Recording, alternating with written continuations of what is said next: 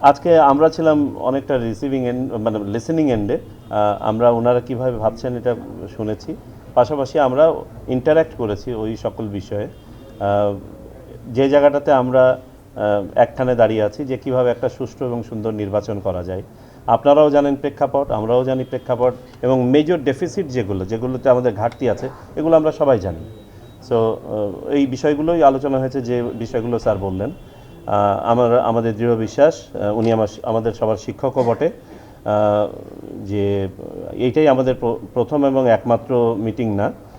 আমরা কিছু তথ্য আমরা সিদ্ধান্ত নিয়েছি আদান প্রদান করব, এবং আশা করি যে ওনারা সময় বের করে এক বা একাধিকবার আরও আমাদের সাথে বসার সুযোগ করে দিবেন, যাতে করে আমরাও উপকৃত হব, এবং আমাদের পক্ষ থেকেও তখন যদি আরও কংক্রিটভাবে কিছু বলার থাকে আমরা মিনওয়াইল কিছু জিনিস নিয়ে কাজ করব, ইনক্লুডিং আমাদের পাস্ট এক্সপিরিয়েন্সেস। আমরা কোনো টাইম নিয়ে কোনো আলোচনা এখানে করিনি।